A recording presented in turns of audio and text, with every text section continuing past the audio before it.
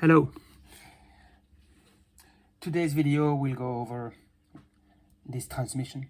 This is the valve assembly of a TR690 transmission of Subaru, typically fitted in cars with big engines or high torque. I decided to make this video after the feedback I got from Subaru that after here in Europe, after 100,000 kilometers, should a silly solenoid fail, the only proposal Subaru makes is to replace the whole assembly, and with a bill of 2,000 euro, oil and working hours included. And why is Subaru selling this as an assembly? It's not so difficult to guess. If you can see here, there is the name of the supplier stamped in the castings. So it's a Japanese supplier, so it's quite okay. And I have to say that I've been driving Subarus for many years, and honestly, the CVT is not a matter of concerns. It's a total different story for the bloody DPF or the mighty glow plugs. But the CVT is not known for being a transmission with issues, technical issues. My feedback is the following: 420,000 kilometers. This is the lockup duty solenoid, 12.2 ohms, and the AWD solenoid, 3.2 ohms, with orange and gray, light green and gray. These two solenoids are the typical solenoids which fail. You see this DTC code. Typically here it's a P2764, here the P0971 DTC codes on the OBD2, and this immediately make the link between the transmission which is not working properly and the failed solenoids.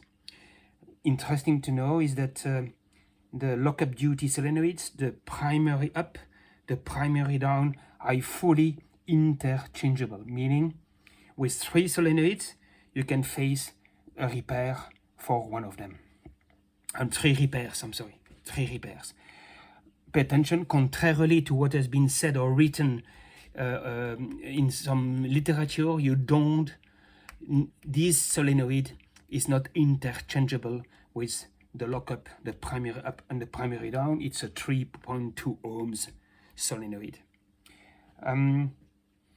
I have no comment how to get there, because there are already plenty of good videos showing how to get there to disassemble the body valve, the valve body, sorry.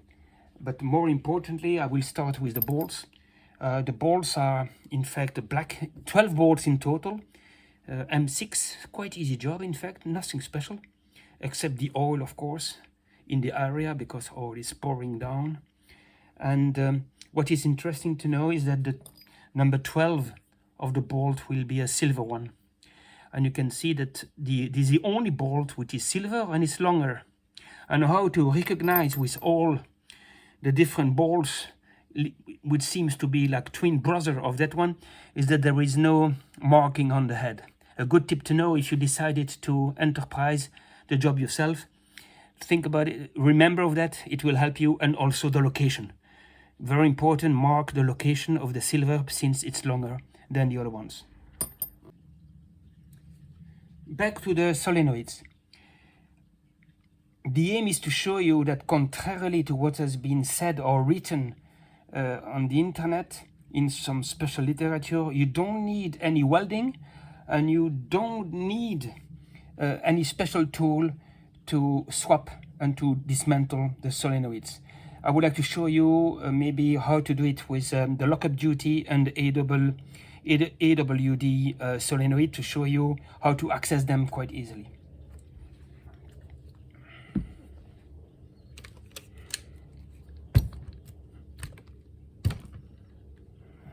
Yeah, okay.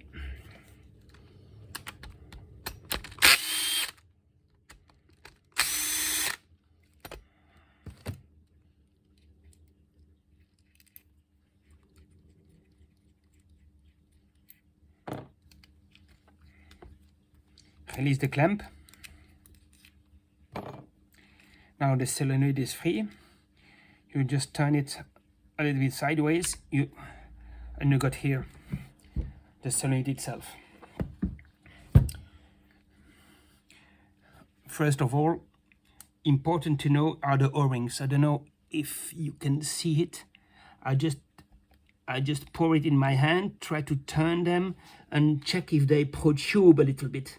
These are static O-rings, they don't wear because they are not dynamic, they are static in their groove. But the only resistance is their chemical resistance. So it's important to check the swelling and also to check the smoothness.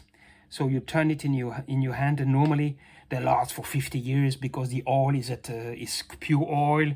There is the pressure buildup is typically under control for the oil pressure. So there is no worries at all about this O-ring. We can be reused. I mean, it's no problem. They last very long.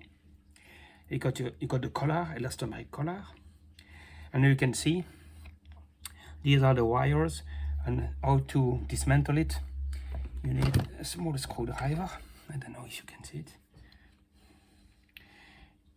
it. You just lift it, and when you lift here, you got space for a larger screwdriver here, and then rotate with the screwdriver and you lift the hood. And after lifting the hood of a few millimeters, then you declamp the wires at the back. Can show it. Clack, clack, and then off you go. And here you got a splendid access to a very easy dismantling of the solenoid. Think about it. Very easy. No welding, no cut of wires, nothing. Just mechanical work. And to check a little bit, to check the tightness of the O-rings, you can already put it back. Just put it and put it with your finger, and you hear it immediately if the O-rings are tight. So it's a nice control as well on that level. And now for the other one. Okay.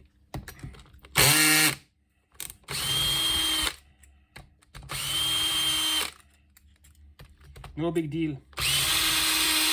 I prepared the video, so I didn't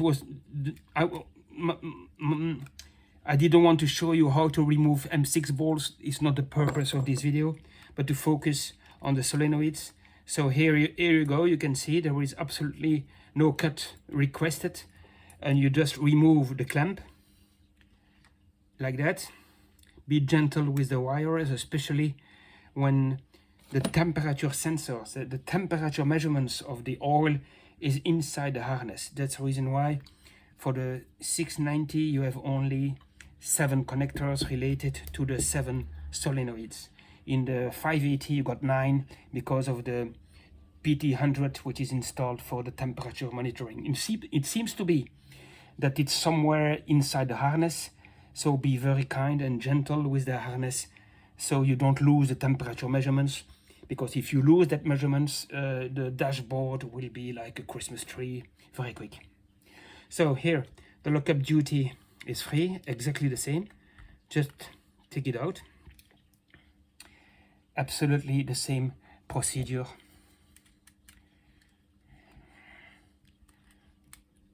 As the other one. Okay, screwdriver split.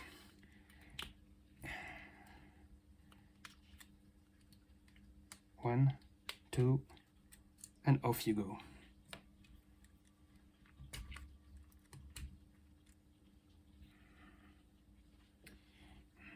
And a good check of the solenoid is to make a quick check, continuity check, very easy. And you can see no resistance. Lockup duty is out of order. And the AWD, which could be okay, that's for the XV, the cross track, which need to be replaced. 3.2, 3.3, excellent. Solenoid, okay.